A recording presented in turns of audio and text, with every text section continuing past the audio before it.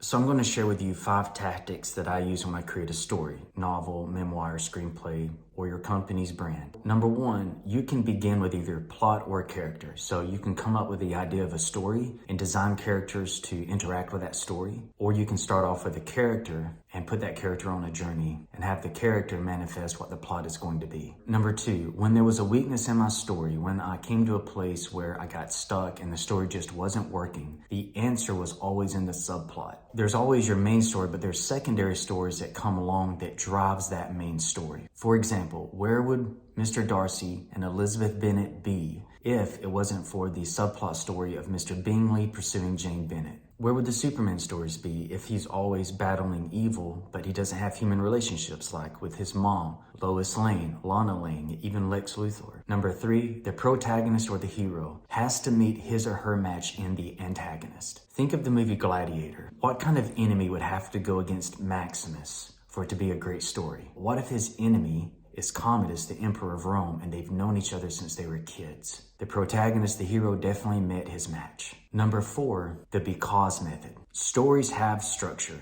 and you have known that since high school. But here's something no one taught me. You do not say, this character did this, then they did this, then they did this. You have to structure it as, the character did this, and because that happened, this happened. And because that happened, this happened. And number 5, your team of editors will make or break your story. My editors have taken stories that I've written and have transformed them. Everybody loves the art they create. I love the art that I create, but I need a team of professionals and offer constructive criticism on how to make my story better. I've created a course on how to tell a story, whether it's for your memoir, novel, screenplay, or for your company's brand. It's about 3 hours long, but it's chopped up into bite-sized lessons so that you're not overwhelmed. We cover the story, the plot, the subplot, dialogue, how to make your character sound different. We look at the structure. There's 5 parts to structure. We look at character development. And not only do I teach you how to find good editors and the appropriate editing process, but I also talk about how to handle both positive and negative online reviews. The principles are universal. It doesn't matter what country you're in or what country your audience is in, it will work. I'm also offering one-on-one coaching, and you can find all of this at my website, jamesrussell.org. So someone on Twitter asked me a great question. They said, how can we sell copies of our books without having to use social media, namely Twitter? And interesting enough, in a world of social media, that question has never been asked of me.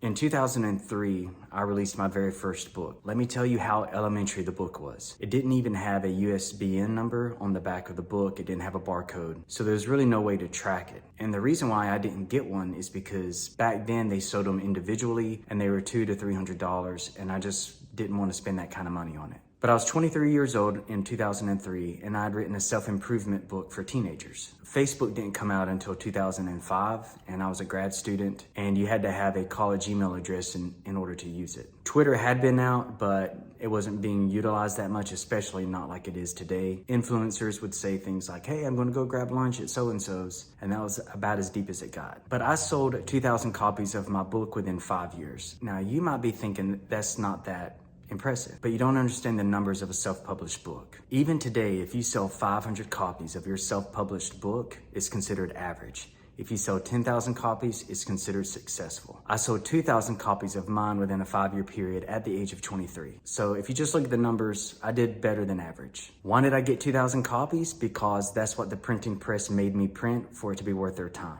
Now, I think back then each copy cost me around $3 if my memory is correct, and I would sell them for $5. Debit cards weren't that popular yet. Venmo certainly wasn't around. So people carried cash, and pulling out a $5 bill and handing it to me for my book wasn't that hard to do. And sometimes they would pull out a 10 and I didn't have change and they would just buy 2 of them. I did some speaking engagements at youth retreats and youth camps, which helped me sell a handful. But the way I really sold 2,000 copies of my book over the 5-year period without social media, I just carried a copy of my book with me everywhere I went. I believe I was at Auburn University where I was still a college student, and I had a copy of my book sitting out on the coffee table. And I'm pretty sure someone was stopping by to buy it from me, but someone else, a stranger, walked by and asked me about it. They said, oh, what's that? Back then we used the word self-help, now we say self-improvement. I said, it's a self-help book for teenagers. And they go, oh, I can get that for my nephew. Is it good?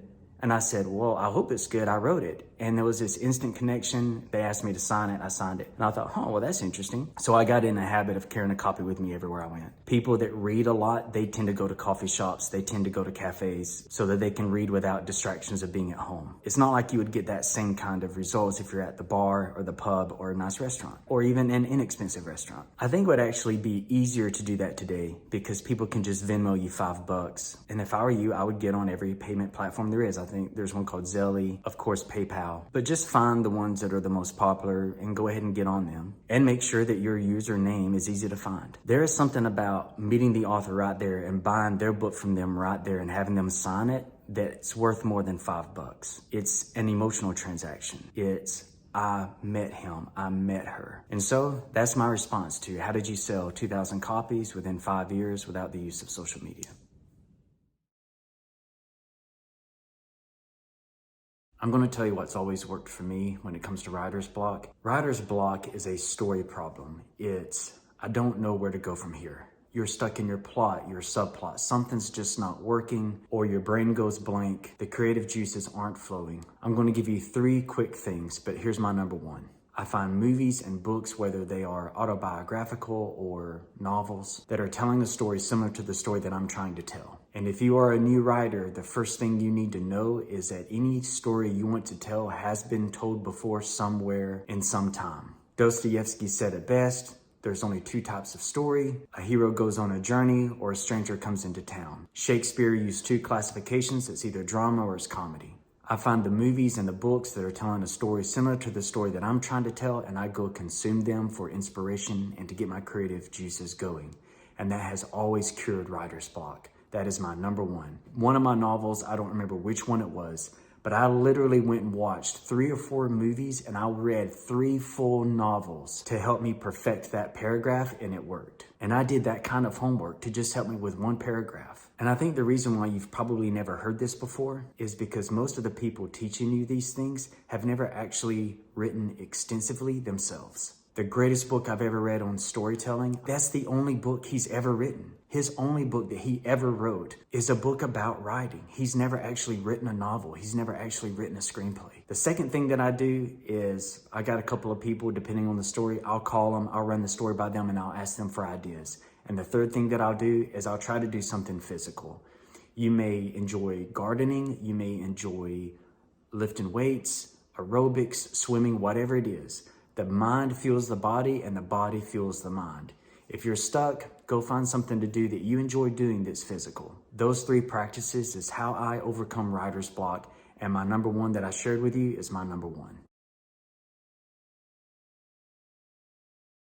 One of the greatest pieces of feedback I ever get from readers, they felt like they were there living the story with the characters. And they point out that a lot of literature, when they read that, doesn't do that for them. So I'm going to tell you how I do this, and I want you to know that I've never seen this piece of advice in any video or any book on writing that I ever read, no master class that I ever took. Were there other authors implementing this? Yeah, but I noticed that no one was ever talking about it. And I think that a lot of authors that do this, I think that they just presume that you know what they're doing, and not realizing authors are doing it, I believe, is a sign that they are a great writer, because when you recognize the tactic, it's not actually pulling you out of the story, it's pulling you into the story. So what I do is when a character enters a place for the first time, I make sure that the 5 senses are described. What is that character tasting, touching, smelling, seeing, and hearing? So I'm going to read a little bit from my novel, Alabama Irish, to use as an example. This scene takes place in Malibu, California, and the character Brian is sipping from his favorite cup of coffee. Our dining room wall is made mostly of glass, and it allows us to peer out across the balcony and coast. During the week, we wake up an hour earlier than we should, just so we can have breakfast and coffee together. There we watch the bumblebees and honeybees chase each other among the lilies. The air is always filled with the scent of ocean salt and flowers. Songs from seagulls echo in the ravines that lead up to our back door. Emerald green-backed hummingbirds fuss with the yellow-headed orioles over who gets to drink the nectar from the violet and sugar yellow perennials planted across the hillsides. They chatter and squawk and look behind them as they fly away. In the evenings, the swallows dart and dive in the air, their bodies and wings silhouetted against the sunsets over the crashing waves. Shannon and I go for walks and talks together on campus and at the beach. Those walks and talks have been great for us. We try to eat dinner on the balcony in the evenings and watch the tangerine sunset evolve into a star-filled sky. I gave you taste, which is coffee. We all know what coffee tastes like, and if we don't, we at least know what it smells like, and that can help with the taste. I definitely gave you visuals. I gave you the songs of the birds. I gave you the smell of sea salt and flowers. And if we don't know what it feels like to be at the ocean, I might say we like to go for walks on warm, sunny days with the wind at our backs. But what I did there is I used the 5 senses to describe what the characters were experiencing so that you could be right there in that story. In that instance, I put you in Malibu, California on the beach. If you have any questions or you have some thoughts that you would like to add, leave them in the comments. If the story is going to end in tragedy, don't make it a tearjerker. Let the audience know that that's what's going to happen, and you'll get much better reviews. 500 Days of Summer, when you watch that movie, it tells you in the very beginning in text that it is not going to have a happy ending, that it's going to be more like a tragedy. But if it's going to have a redemptive ending, if it's going to have a happy, successful ending, don't let the audience know and let them be pleasantly surprised. It is okay to do summaries to get from point A to point B so that you're not boring your audience to death. And I like to say audience instead of reader because these days they might be watching your story on screen or they might be reading it in a book. But if you want to show us Mr. Darcy pursuing Elizabeth, you can show in-depth conversations, and then when you need to skip to your next point, instead of creating unnecessary dialogue and unnecessary scenes, you can summarize what Mr. Darcy is doing in between those 2 scenes. Don't waste your audience's time with fillers. Show action, show summary, or you can just jump to the subplots of what is Mr. Wickham doing? Mr. Bingley and Jane Bennet, how are they getting along these days? One of the things that you'll notice in novels, if a man is pursuing a woman, they'll have interactions, but then he goes off and he does self-reflection. And she'll go off and she'll do self-reflection, or she'll have conversations with her friends. And then you work your magic to get them back together, which is really what the reader wants to see. If you have any questions or you have some thoughts that you would like to add, leave them in the comments. One of the greatest secrets to telling a great ending to your story, and I wish it was something that was explained to me when I was younger, when I was first getting started writing, and you may have heard this before, but the saying goes, give the audience what they want, but not in a way they expect. Let's talk about an example from a story where this happened. This could be a movie, it could be a novel, and in both the movie version and the novel version of The Bridges of Madison County, at the end of that story, the author did not allow the main character and the photographer to stay together. The photographer went back on the road to continue photographing bridges, and the woman, the heroine, she stayed with her husband. A memorable love affair happened, but in the end, we understand why she chose her husband and why she allowed what was a fling to remain a fling. Lovers come and go. And in the end, even though it was a very romantic fairy tale, she chose to be loyal to her husband and to her kids and to keep the family intact. We understand, we respect. Some of us may not have made the same decision, but we empathize with her, and therefore the ending of that story was satisfying. What we wanted wasn't necessarily a happy ending, but a satisfying one. That's not what we expected. We expected them to stay together, or we expected the photographer to pass away, or something dramatic to happen. But in the end, he moved on, and she stayed there, loyal to her family, and to do what she felt was her duty to her kids and to her husband. The creator of that story gave us what we wanted, but he gave it to us in a way we didn't expect.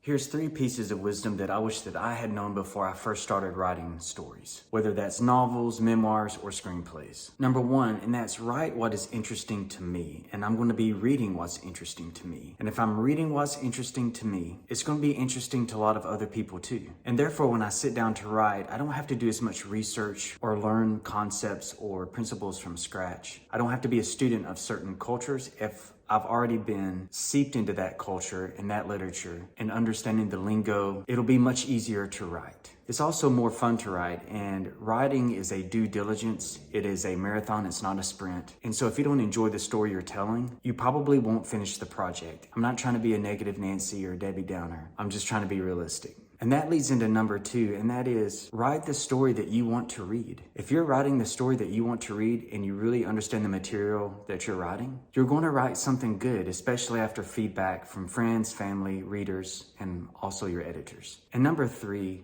you have to deliver the promise that you made to your readers. If I'm advertising my book as self-improvement, but it's filled with religious text and religious principles. People who aren't religious or who don't agree with that particular theology will reject it, and they will leave you a lot of negative reviews. And it's the flip side. If you're going to write religious nonfiction book, it can't just be a couple of scriptures and then a bunch of self-improvement, because whichever religion your readers are from, they're going to resent it and consider it secular. And they also will leave you negative reviews. If I promise you a suspense thriller, but it turns out to be a horror or a slasher story, you won't like that. If I promise you romance, but the whole story is filled with tragedy and the main characters die in the end, you won't like that. If I promise you drama, but it's a comedy, if I promise you comedy and it's a drama, you won't like that. Fulfill the promise you made to your reader and make sure all the questions in the story that rise, make sure that they're answered. And if you do these things that I told you, you will be years ahead of other first-time writers. Do you know someone that could benefit from this video? Send it to them. Do you have any advice for writers? Do you have any questions? If so, leave them in the comments. It's a beautiful day today, and I thought I would do this outside. Let's step outside the classroom. Here are 3 things that I wish that I had known about writing a lengthy story before I started. Whether you create the characters first or the plot first, that's your business. There's no wrong way to do it. But you never make it easy on your main characters. Conflict is what drives the story. Imagine putting your favorite characters in the top of a tree and you just stand there and throw rocks at them until the end of the story. Hit the characters in the heart. Hit them where it hurts, even if that's hurting their loved ones. Because rising from the conflict and being better by the end of the story, that's what drives a good story. Number 2, don't put anything that's unnecessary in the story. If there's a character we're only going to see him or her once, don't give them a name, because your reader or your audience is going to naturally believe that they need to remember that person's name. I read one author who said, gorillas in the phone booth. In your story, if you just have gorillas in the phone booth and we never see them again, it was completely pointless and a waste of your audience's time. And number 3, be okay rewriting the beginning of your story and even the middle of the story if at the end of the story it dictates the rewrite. Sometimes we have a great idea for a story and then the ending is just fantastic. And we're like, oh no, I'm going to have to go back and I'm going to have to rewrite the entire book or that entire screenplay.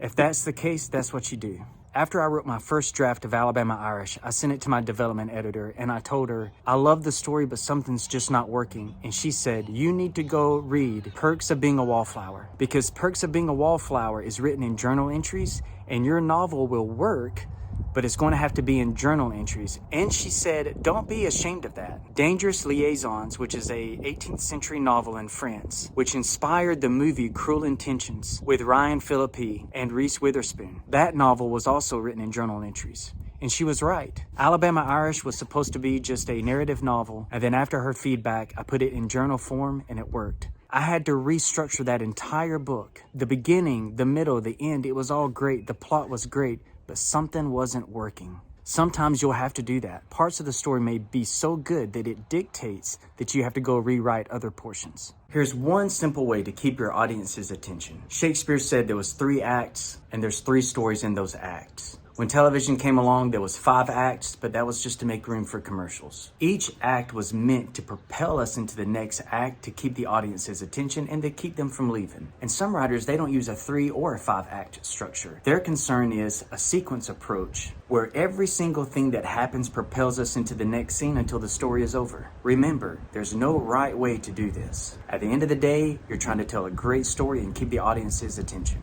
So what's a simple way to do that? And I want you to think of this. Yes, but, no, and. The hero reaches his or her goal, yes, but something happens that propels us into the next scene. Did the hero reach his or her goal? No, and therefore blank. Yes, but, no, and. Yes, they reached their goal, but this gets in the way. No, they didn't reach their goal, and therefore blank. That's the number 1 simplest way to keep your audience's attention. All right, so it's a beautiful day today, and I thought I would go out on my front porch and have another video and take a break from being inside. And I brought my computer with me to read you a question from one of my students pertaining to plot and subplot. He says, what happens when the subplots are too complicated or there's not enough of them? How far can you go away from the main plot before it becomes weird or too far? I'm thinking Lord of the Rings has plots and subplots that worked. So here's what I said to him. Think one subplot and think how minor stories will influence both the plot and the subplot. For example, the subplot in the movie Pride and Prejudice is about Mr. Bingley pursuing Jane Bennet. And that's really the only true storyline that influences the main plot of Mr. Darcy pursuing Elizabeth Bennet and eventually getting married. Mr. Bingley's sister gets involved in Mr. Bingley and Jane Bennet's love affair, and Lady Catherine gets involved in Mr. Darcy and Elizabeth's relationship, but that's just because Lady Catherine wants Mr. Darcy to marry her daughter.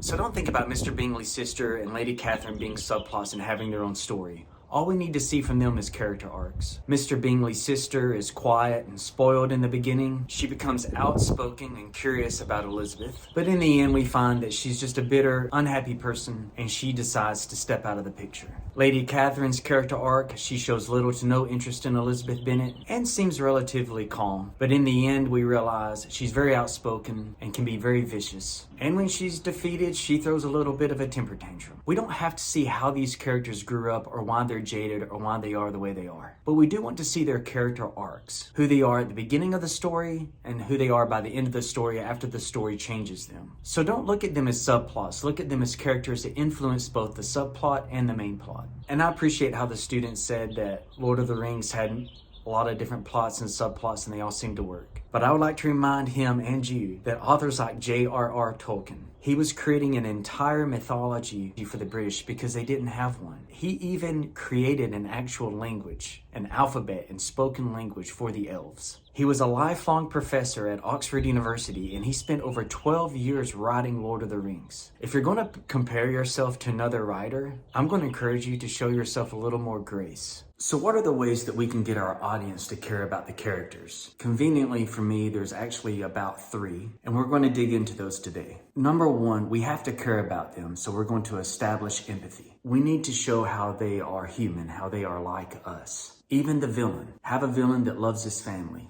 Have a villain that loves a glass of wine. Have a villain that collects something. Show us how the villain is like us. Make the villain likable. Show other people liking them, and that's exactly what you do for your hero also. We must care about them. Number 2, why are we rallying behind them? What the character wants has to be interesting to us also. We establish the hero's personal connection to the pursuit, to the plot. Then we communicate, well, why can't the hero have this? What's getting in his or her way? And also, and this is key, what is motivating them? Let's use a story for example. Think about the movie Rocky. There were numerous Rocky movies, so let's just look at the first one. If Rocky doesn't win the fight, if he doesn't make a name for himself, he may have to go back to being a bookie and living in a life of poverty in all regards, mental, emotional, economic, social, everything. If you remember, before he started training for the fight, he was a bookie for a small town mobster, meaning that he would go to the people that owed his boss money and he would beat them up if they couldn't pay. He is working hard to better himself and his situation.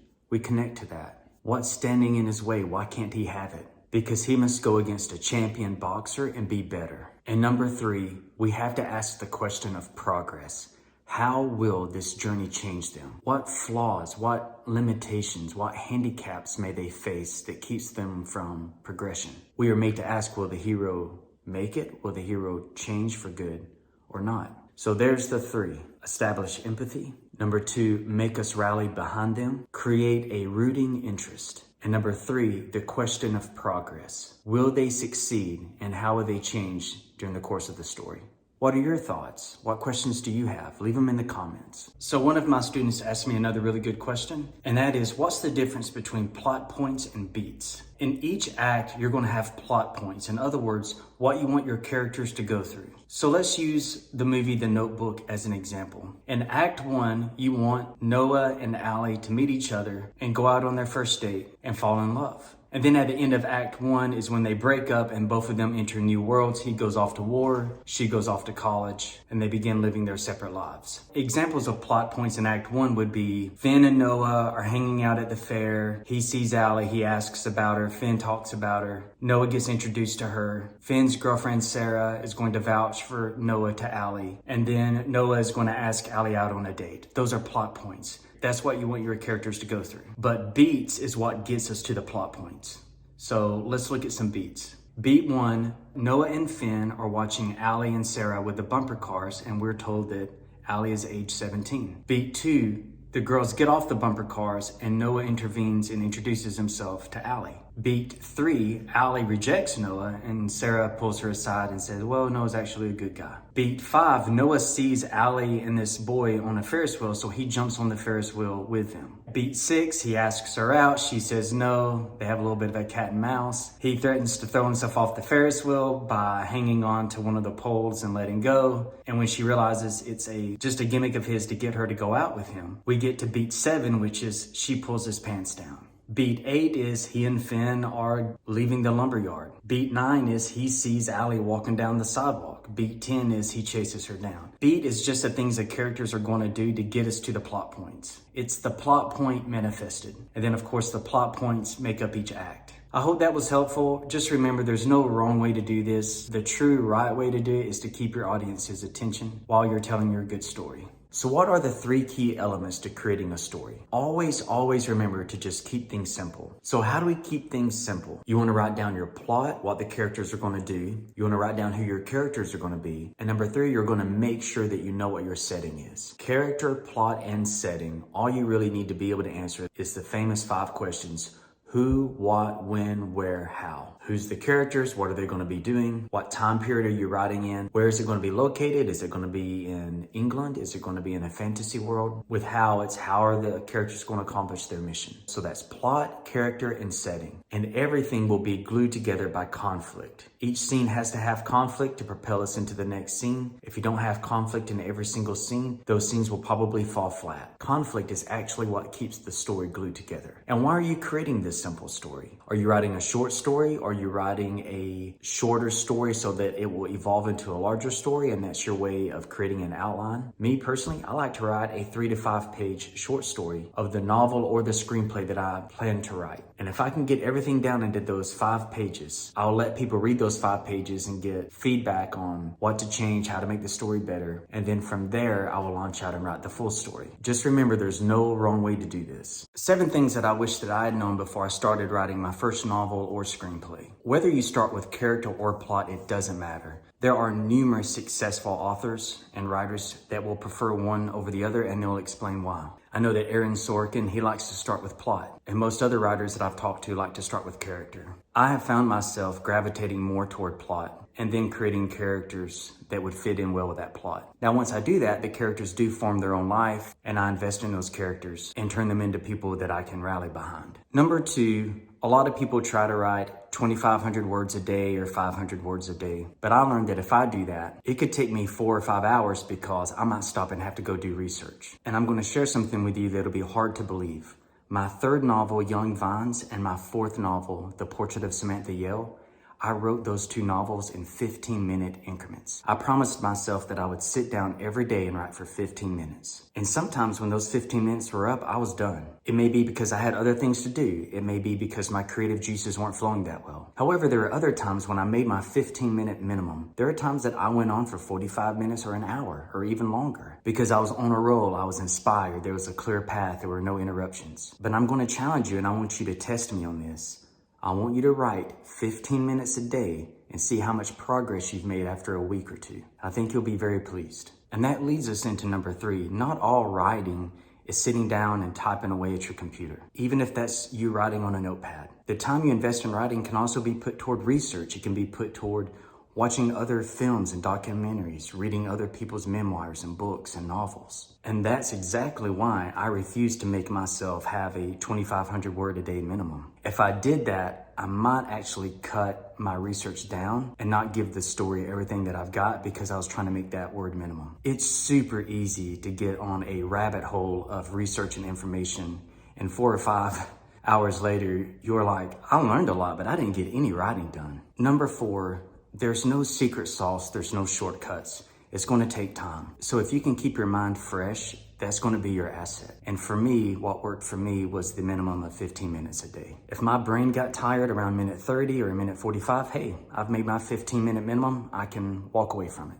Number 5, just get your first draft down on paper. Just get it down. You can revise later. And while you're revising, you don't have to delete entire paragraphs. You don't have to delete concepts. You don't have to delete anything. Just copy, paste it, put it in a scraps folder because you may need it later. And I hope that encourages you to make revisions because it is not fun to go back and draft 2 and feel like you have to delete 7 or 8 pages that you wrote. Don't do that. Copy, paste it into a scraps folder, get rid of it out of your second draft. That way you don't feel like you've wasted all that time writing it. Number 6, once you've created the plot and you've created the characters, allow the characters to run free. Don't feel like you have to control them. There have been numerous times where maybe 75% into the story, I had one of my characters was supposed to behave a certain way, and I realized the character just wouldn't do that. And there have been times I had to get other people to read it, help me understand what I need that character to do to provide resolution and to satisfy the audience, but to stay true to who that character is. So in my novel, The Mason Jar, I wrote a screenplay for The Mason Jar. By the time you're watching this, years may have passed. It might be called The Mason Jar.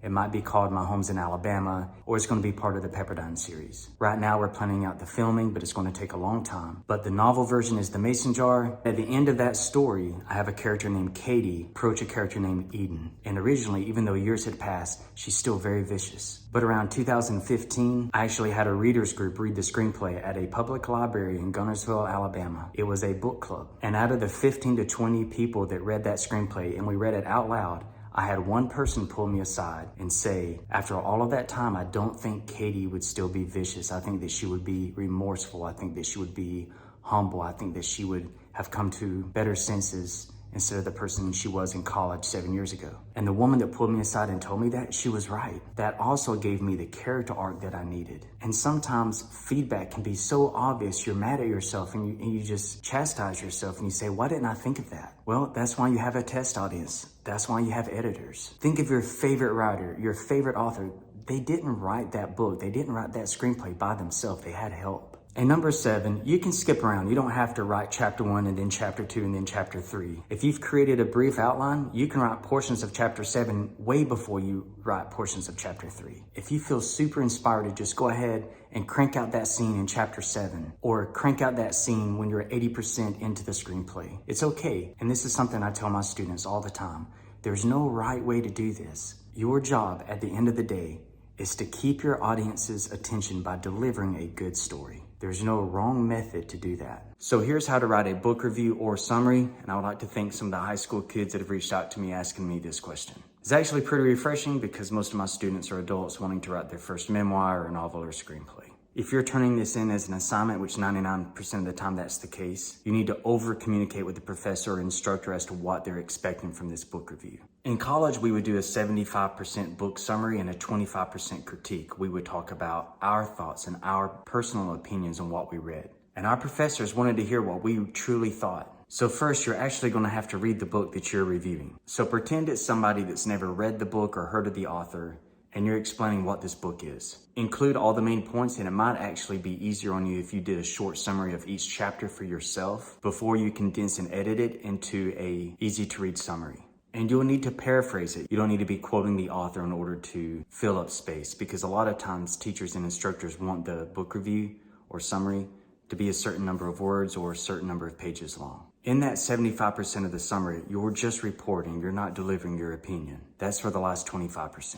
Some professors or instructors, they're going to like figures like dates, numbers, statistics. But if I were you, I would ask the professor or the instructor what it is that they want to see. Most just want a short story. They want the entire book condensed down into a short story. Some professors or instructors want each chapter broken down, but then again, you're just going to have to ask them what they want. Can you change the order of the chapters in your review? Of course you can. If it's easier for the reader to understand your thoughts about chapter 8 before you talk about chapter 3, then do it. There's no wrong way to do it. So how do you write fast? Everybody's motive is going to be different.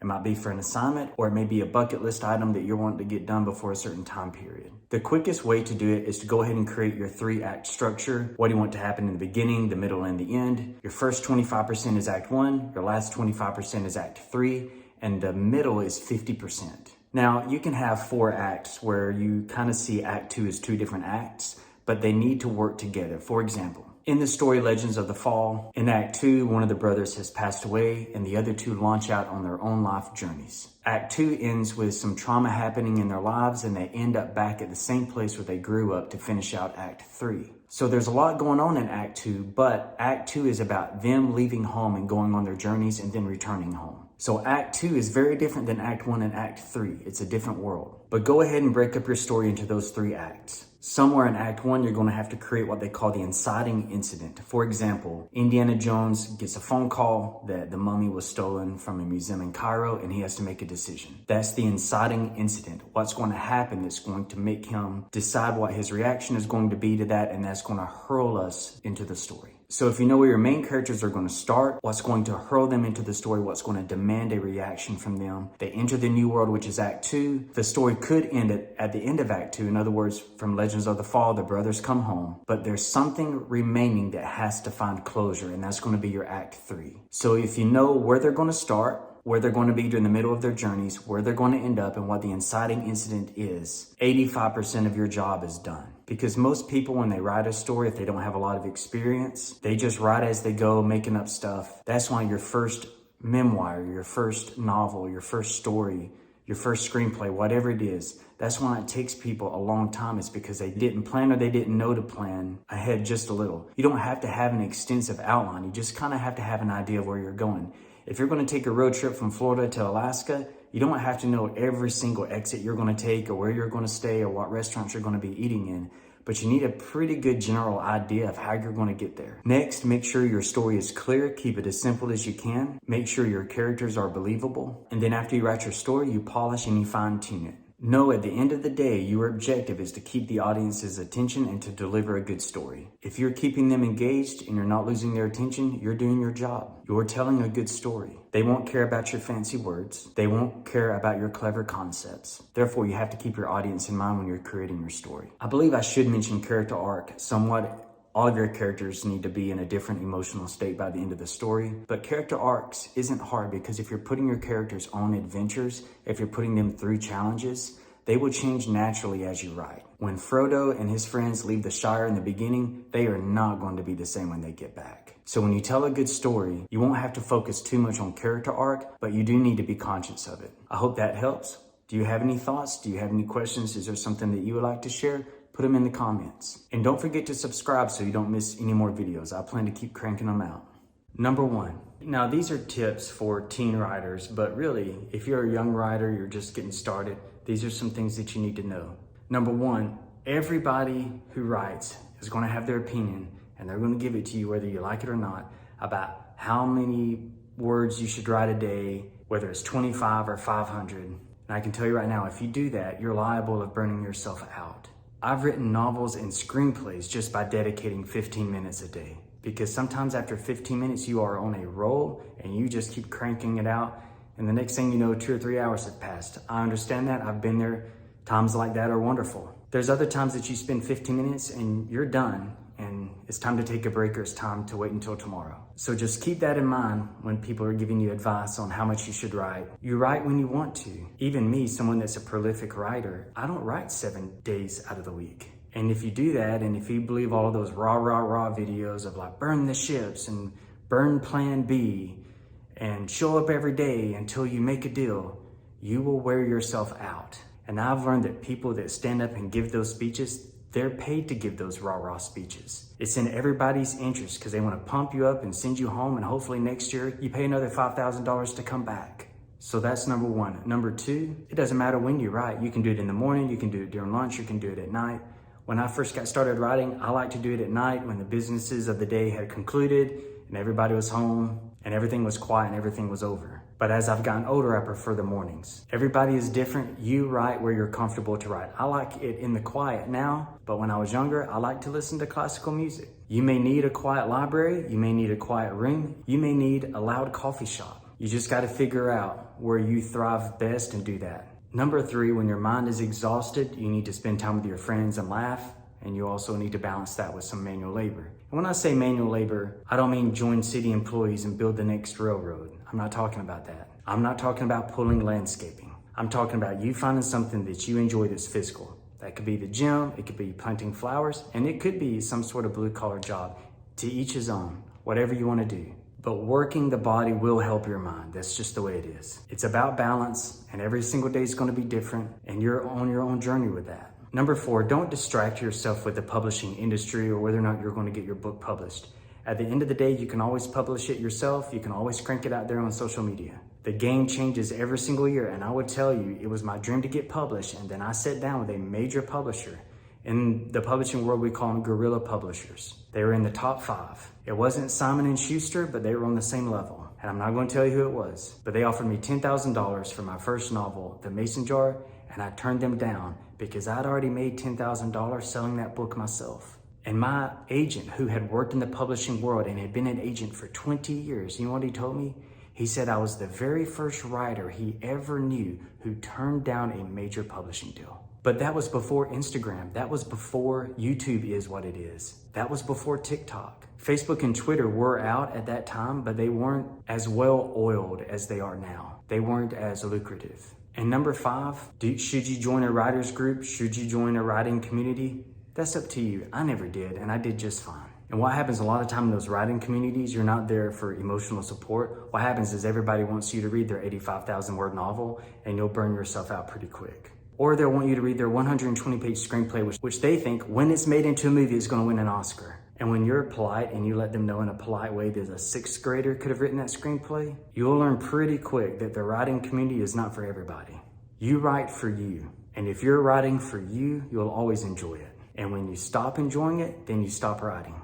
5 elements to every scene. Now, the first thing you need to know is there's no right or wrong way to do this. We know what works because we studied the greatest stories ever told that kept people's attention, and we study the common threads and we apply those to future stories. Introduction, try to see each scene as a mini story, and we're going to dig into that. Number 1, every scene is going to have conflict. If you don't have conflict, the scene's going to be dead. So what do we mean by conflict? Something is getting in the way of your characters are reaching their goals. Now, there's various forms of conflict, and we're going to dig into those. There's interpersonal, which is the conflict between your character and another character.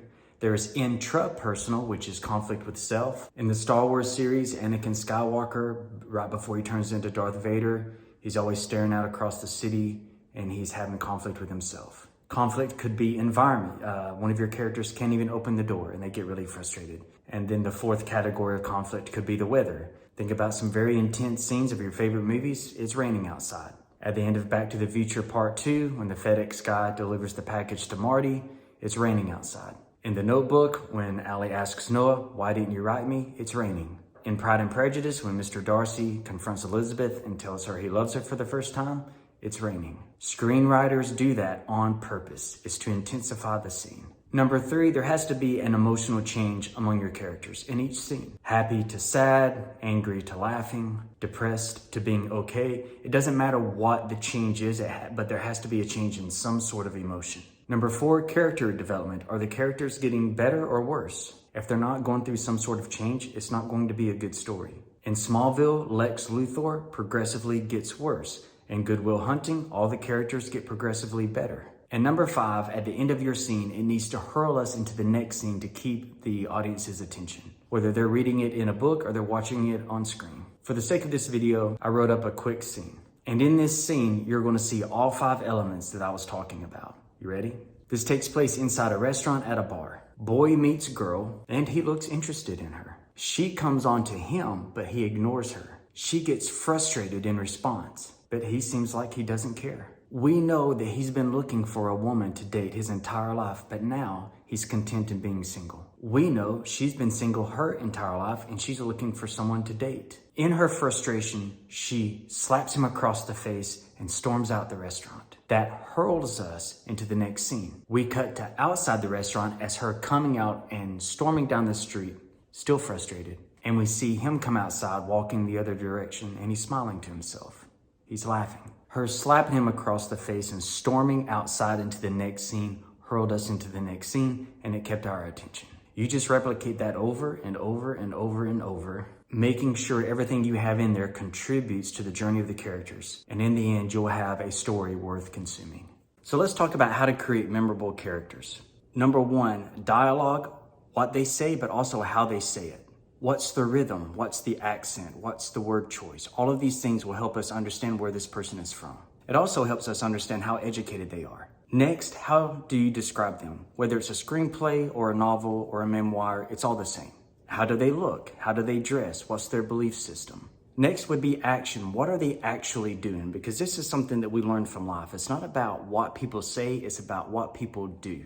What you can also do is you can take your character and you can list every single emotion that you can think of and make sure that the character goes through all of those emotions before the story ends. Happy, sad, joyful, depressed, just make the list. Angry, hateful, what causes them to cry. Let's see your character go through all of it. Also list all of your other major characters and ask yourself, is my character supposed to come in contact with those characters? And if so, let's see interaction with every single one of those characters. This particular character brings out his serious side. This other character brings out his silly side. He's very playful with this person. Introspection will be hard. In other words, what are they going through internally? Well, if you're writing a memoir or a novel, that's pretty easy to do. You just tell us. But if you're writing a screenplay, we have to see that on the actor's face. And they better be a good actor, and you as a screenwriter need to make it easy on them. One of the best movies that I watched where we really saw introspection from the character and we could really tell what they were thinking and feeling was the episode of Star Wars when Anakin Skywalker turns into Darth Vader. But what made it easy on that actor was George Lucas had already set up in previous episodes all of the stuff that Anakin was going through visually. We saw him going through it. Therefore, when the actor showed Anakin going through the introspection and having a mental breakdown, we had already seen all the past behaviors and it helped us make sense of what we were seeing. Not only was he torn, not only was he falling apart, not only had the Sith Lord got into his head, but the fact that he had had an unstable childhood and knew instability throughout his young adult life. So when he started doing the introspection, we already knew what he was thinking and feeling. Great acting, but George Lucas had set that up with great writing. Last piece of wisdom, don't be afraid to put your characters through the ringer. Don't be afraid to put them through torture because that's the only way characters change. And when they do change because of those things, it's very believable. And it makes your job as a storyteller easier.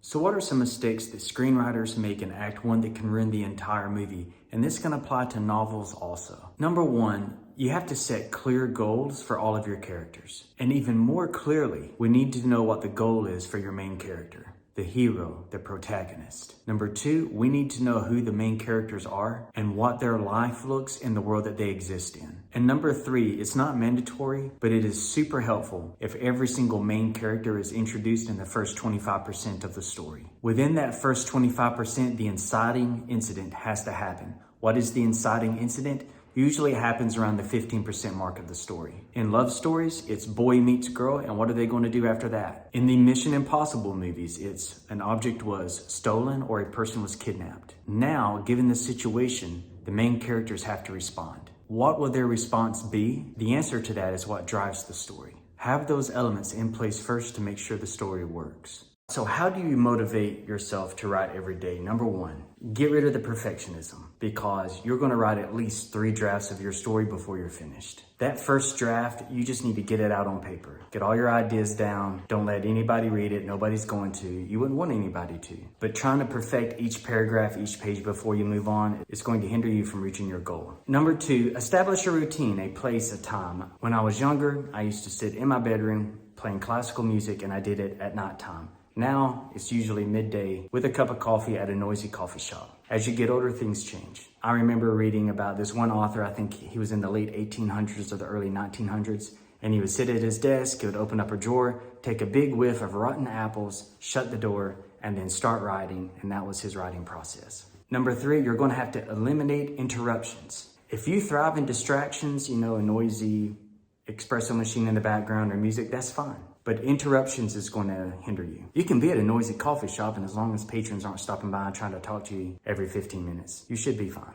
But friends and family can get in the way. Turn your phone off if you have to. Definitely turn the TV off if you have to. And just do what you have to do so that you don't have any interruptions. Number four, set daily writing goals. What I like to do is I like to say, hey, I'm going to sit down for 15 minutes. And sometimes when that 15 minutes is up, I stop. And sometimes I can go 45 minutes. What happens is if you say, well, I'm going to write 500 words or 2,500 words before I stop. Well, during the middle of that, you might have to do some research and suddenly 3 hours has went by and you haven't written hardly anything. That's why I suggest 15 minutes a day. And number five, set a deadline to show somebody something, whether you're going to turn in a version to your editor or family and friends to read, or you're going to be publishing this online. Set yourself a deadline and that will help you. Okay, so let's talk about the number one way and the most simple way to make your writing better. And I'm just going to give it to you straight. You write your first draft, and then I want you to find 2 or 3 novels, and they can also be movies, in the genre that you're writing your story in. And find out the top 2 or 3 best-selling movies and best-selling books. And I want you to go consume them. Watch the movies, read the books. After you've written your first draft and then you go do that, you will nail your second draft and you will be on your way to writing an excellent story. Now, if you try to do the reverse, if you try to watch the films and then read the books first and then try to write your first draft, you won't be as effective. Your first draft allows you to get your ideas out on paper. It gets all of your thoughts out. You have the story in front of you to review. And by going and looking at those other stories, you're going to make yours much, much better. There's a lot of videos out there like 7 ways to make your writing better. And I've watched all of those videos that have the largest views. And a lot of times these are fancy titles without a lot of quality. We get better by doing. We don't get better by read about how to do better. Get that first draft on paper and then go to your consultants. And your consultants are the great selling stories in your genre. How to start writing your screenplay. Now, I'm going to apologize to you. I waited until the afternoon to do this video instead of doing it in the morning. And the lawnmower crew is mowing the grass for the people that live next door. So if you hear some roaring, I do apologize for the sound, but let's dig in. First of all, this is the year 2023. I saw a video titled How to Start Writing Your Screenplay. I'm not going to say who it was, but they had about 680,000 views at the time, and I didn't find the video to have a lot of quality. I thought it was a great title, but the content wasn't that great. I also sensed that they really didn't have a lot of experience writing a screenplay, so I'm going to give it to you straight. This is the best way to do it. There's 2 things that I want you to do. I want you to go read the book Story by Robert McKee. It's about this big, but don't worry, the font is large and it's not as thick as the Bible, even though it looks that way. The second thing I want you to do is go and read Blake Snyder's Save the Cat. A lot of people say, oh, you should read this one and you should read this one. I've read all of them and I've taken numerous screenwriting courses. Those are really the only 2 books that you need. After those 2, you need to be writing your screenplay. Go ahead and dedicate a note card to each and every scene, just like Blake Snyder teaches you to do. When you get your note cards in order, you don't really have to write a first draft of a screenplay, but go watch 4 or 5 movies that are high grossing movies. They've done really well in the box office in the same genre that you're writing in. Audiences that you're writing for, they have decided by spending their money which movies were the best. And if those were the best movies, those were the best screenplays. I don't advise you to go read those screenplays because, as you know, a lot of times, a lot of what's in the screenplay is not what ends up in the movie because the director, the cinematographer, the film crew get there and they realize there are certain scenes that just aren't going to work. There are certain story elements that just aren't going to work. Fun fact, I bet you didn't know this, in the movie The Notebook, in the screenplay, when Allie shows up to Noah's house after all those years of being gone, he's angry at her, he yells at her, he's mad at her. And the DP and the director had a conversation, and the DP said, I don't think Noah would do that. So instead, in the movie, when Allie shows up, Noah is stunned, he's speechless, and it's not until she crashes her car into his fence that he calmly walks up to her and asks her if she wants to come inside to his house and visit. So after you watch the 4 or 5 highest grossing films in the genre that you're writing in, go ahead and crank out your first draft. That is my advice to you on how to get started on writing your first screenplay. Do you have thoughts to add? Do you have questions? Leave them in the comments section. And lastly, send this video to somebody that you know needs to watch it.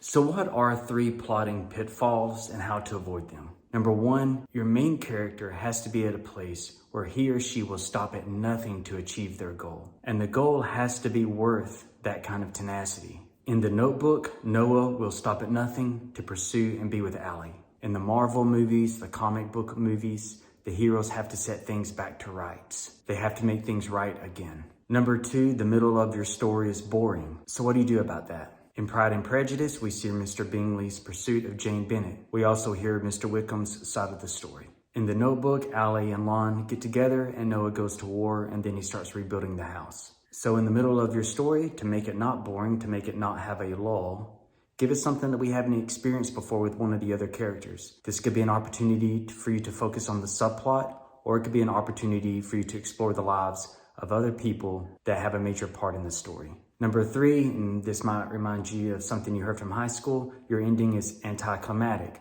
So how do you do that? You give the audience what they want, but not in a way they expect. At the end of The Notebook, Allie and Noah do end up together, and they live a long life together all the way up until their death. We didn't know that we were going to watch them pass away. In Pride and Prejudice, Mr. Darcy is the one that walks across the field to Elizabeth, whereas earlier in the story, they kind of made fun at Elizabeth for going for long walks like that and getting her dress dirty.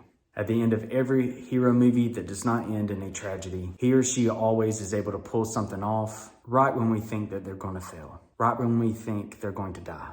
In the movie The Patriot, at the end, Mel Gibson is able to turn around just in time to either kill the enemy with the sword or the gun. In The Bridges of Madison County, she had a wonderful love affair, but she chose her family in the end instead of running off with a guy she barely knew. Let's be honest, she barely knew him. So we respect her for being loyal to her family. In the majority of stories, there's a twist, and that's to keep it from being anticlimactic. The twist is we thought it was going to end this way, but instead it ended that way. And the most memorable stories, whether it's a novel or a movie, we get the ending that we wanted, but not in the way we expected. What really sets audiences off and not want to see the movie or read the novel again or tell their friends about it, it ended up not giving them what they wanted and ended in tragedy, which of course puts the audience in a bad mood. In my very first novel, The Mason Jar, originally it had a tragic ending and I let some people read it before we pushed forward with mass distribution. I didn't allow the guy and the girl to get back together in the end, in the original version. And I had a middle-aged woman pull me aside and she said, Russell, I understand why you did it and I understand why you told the story that way.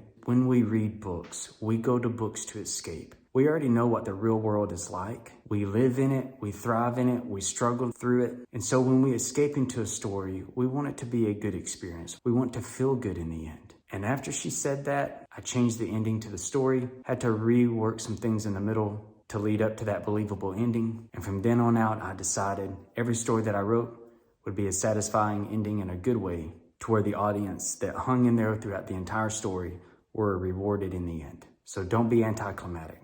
I hope that helps. If you got questions, if you got comments, leave them in the comment section and send this video to someone that you know could use it. Number one, master the genre that you're writing in. For example, find out what the top best-selling books are and the best-selling movies are in the genre that you're writing. If you're wanting to write a romantic comedy, find out which novels have been bestsellers in that genre and find out which movies have been the highest grossing. Go read them, go watch them, find out what elements of those stories that you liked best because most likely that's what everybody else liked also. Number two, your editing team is your best friend. Your development editor, your copy editor, and your proofreader. And I learned from experience, don't let one person cover two or all three of those categories. Your development editor that helps you with the story is one person, your copy editor which helps with the grammar, punctuation, and syntax, misspelling, that's your second one. And then your third and different person will be your proofreader. The person that's your development editor or copy editor will want you to use them, but it's just because they want to get paid. And number three, treat your writing like it's a business. So every day, even if it's just 15 minutes dedicated to writing and 30 minutes dedicated to marketing, do something regarding promoting your writing. What's some best writing advice that you've received? Or do you have questions? Leave it in the comments. Lastly, think of somebody that could use this video and send it to them.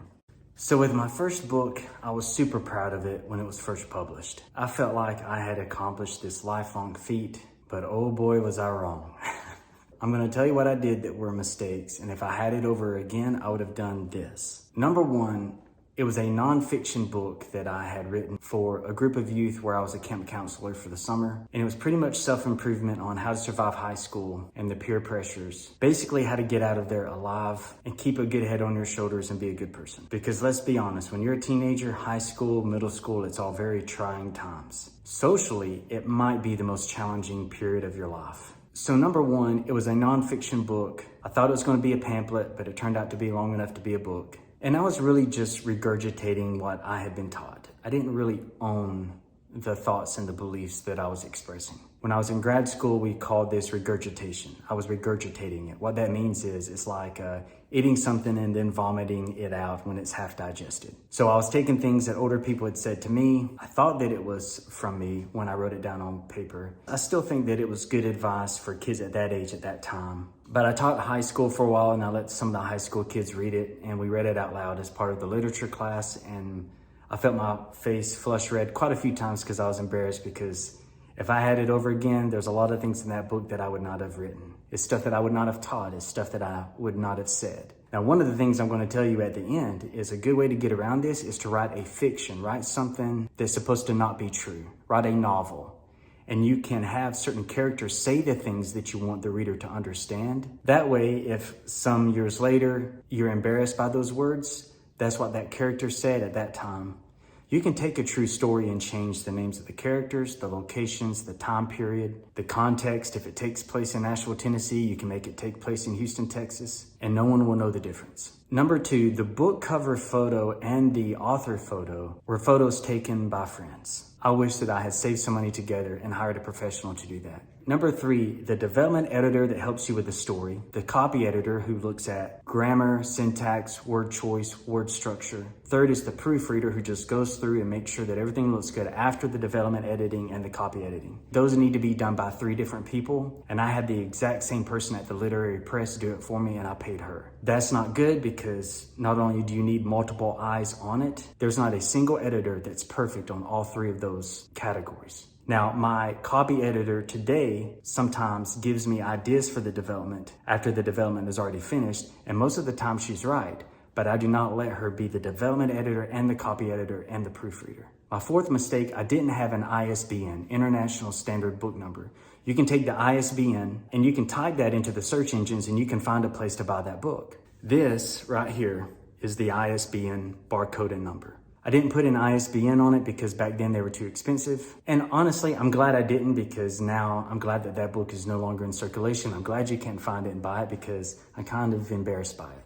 Number 5, a amateur literary press printed it for me because we didn't have Amazon, we didn't have print on demand back then. If I had it over today, I would either try to get a publisher to buy it or I would publish it myself through Amazon. I'm really big on self-publishing. I'm not so big on trying to get your book published anymore because a major publisher offered me 10 grand for my first novel, The Mason Jar, but I'd already made $10,000 selling it myself. And I had completed an internship at a production company that did music videos and commercials and were getting into feature films. And I learned producing, directing, and screenwriting. So not only were they going to keep the paperback rights, but the ebook rights, the hardbook cover rights, the film rights, everything. And they were going to pay me $10,000 for it, but I'd already made $10,000 selling the paperback version. And I'd already had a deal with another publisher to purchase only the hardback rights for like $1,000. And this is The Mason Jar, my very first novel that the major publisher offered me $10,000 for. Now that I've transitioned from writing into filmmaking, I'm very, very glad I never sold that book to that publisher. Because now, in the next few years, we are going to push forward with the feature film, and I wouldn't be able to do that. And you're probably thinking $10,000 does seem like a low number. Why is that? Because I'm not John Grisham. I'm not Judy Blume. If I was a famous author with a large following, I probably would have received a larger amount of money. But what they want to do is when it comes to your first book, your first novel, they're going to start off with a low amount that they know that they can recoup the cost. And when you become more famous and your books get more out there, they start offering you larger amounts of money. Because the more famous you are, the more likely the bookstore managers are going to put your book on the shelves and they're going to sell even more copies. It's just the way it is. Are there stories of first-time authors that get a great book deal and become a New York Times bestseller with their very first book? Yeah, but those are an anomaly. I wouldn't even say 1 out of 100. I would say 1 out of a million. What I learned is save up enough money to make it professional. Don't cut corners. You will regret it later if you do. If you are under the age of 30 and you have a great idea for a nonfiction book, I would encourage you to consider turning it into fiction. Turn it into a novel or a novella, which is a short novel, and have the characters teach the audience what you want the audience to understand. That way, if later you disagree with it, those teachings were owned by the characters and not you, and you're not on the hook for it. It's just some words of wisdom that I've learned from experience. What is some harsh writing advice for new writers? The majority of people, 999 out of 1,000, do not want to read your memoir. They don't want to read a story about you. However, you can take your memoir, you can take your story and turn it into fiction. And by turning it into fiction, you can tell your story, but you can also tweak the story to make it more interesting and to also follow the flow of good storytelling, where you have a plot and a subplot and antagonists. Change the time period, change the location, change the names of the characters. And a lot of readers, since it's your first book, they will think that it is about you. And so what if they do? Because when you write your second book and or your third book, they'll look back on your first book and be like, oh, okay, well, he or she's just a good writer. And that's what you want. And the other piece of harsh advice, I wouldn't call it harsh, I would just say it's not something that writers want to hear when they first get started. And that is, you will not be a successful writer, you will not be a successful storyteller without good editors. You need experienced people on your team who know what they're talking about, that can be objective and they can be your watchtower. They can warn you, hey, if you go this direction, this over here is what's going to happen, and readers won't like it. And the last thing you want is to be mentioned in a review or a blog, and that goes viral, and the author of that completely misrepresented you and totally misinterpreted you. If you write 25 books, eventually that's going to happen. But you can lessen the likelihood of that happening on your first book and your second and third one by having really good editors on your team. What is the number one way to write great dialogue, whether you're writing novel or screenplay? Well, for novels, you want to sound just like people sound in real life. But in screenplay, you want to use as little dialogue as possible. The next time you're at a restaurant, eavesdrop into the conversations beside you, and you'll hear people stumble over their words, get interrupted, repeat themselves 2 or 3 times, be going one direction, then suddenly get interrupted and go another direction. They'll say one thing, but they mean something else. You can get away with writing a lot of dialogue in novels. But when it comes to screenplays, yeah, you do want them to sound like people really do in real life, but you want to keep it short and sweet. Because in screenwriting, you're writing for a visual medium. People are going to be watching this on screen. Therefore, action and conflict, that's key. That's what keeps people engaged, and that's what keeps the story moving along. Characters will say things in a movie or in a television show, and by the end of the story, you've forgotten what they said. The only stuff you really remember is the stuff that's really important and pertinent to the story. So don't waste people's time with a lot of dialogue in screenwriting. Keep it short and sweet and to the point. And remember, always make your characters sound like real people in real life. There's 4 categories of conflict, right? Intrapersonal, which is what's going on with you, like you're at war with yourself internally. Interpersonal is your conflict with your family, the institution, the government, whatever you want to call it. That's interpersonal. Situational is you bring the gun, you bring your musket up in a 17th century story and it won't fire. Well, that sucks because you're about to get your head blown off, right? So that's a situational conflict. And the 4th category of conflict is nature. There's fire, there's a tornado ripping through, a volcano has erupted, the rainstorm is pounding down on us, right? So what you do is you start looking for all of the areas of your story where there's conflict and you talk about it because the conflict is what interests people. Did you know that the Curious Case of Benjamin Button was only 2 or 3 pages long and they made a 3-hour movie out of it? It's probably the shortest story I've ever read in my life. But the same rules apply. It doesn't matter if it's 3 pages or 5 pages or 120 pages, that formula is there. You got your 3-act structure, you have your inciting incident, the end of Act 2 is your conflict, and then Act 3 is the resolution. Your first 25% is Act 1. The next 50% is Act 2. And then the last 25% is Act 3. When you get into novel writing and screenwriting, they'll even break Act 2 up into 2 pieces. It'll be like Act 2A and Act 2B. When you're at that midpoint, you're in between Act 2A and Act 2B. At that midpoint, your main character is going through a very intense emotional situation, whether it's good or bad. The build up to that intense situation and then the build up to the end of Act 2 kind of creates 2 separate stories right there. So a lot of people say Act 1 and Act 2 and Act 3, but they can do Act 1, Act 2A, Act 2B, Act 3. You hear a lot of writing advice like it's better to show instead of tell, and a lot of people don't understand what that means. So I'm going to give you an example of show versus tell, and then I'm going to let you know that you can actually get away with it. So here's the tell. Jane killed Joe. But here's the show. When Joe turned to look out the window, Jane slid the dagger out from under her skirt where it had been taped to her inner thigh, and she jammed it into Joe's back. It's better to do it that way. But I would encourage you to know that if your story is good, it doesn't matter. The novel Legends of the Fall by James Harrison, which was turned into a movie starring Brad Pitt, that entire novel was telling instead of showing. But the story was so good, they were able to translate it easily into screenplay and tell a great story. And that's one of those books where the movie was actually better than the novel. Don't believe me? Order a copy of that novel, Legends of the Fall, thumb through it, and tell me what you think about it. Remember, a good story will trump technique. Technique helps, but nothing trumps a good story.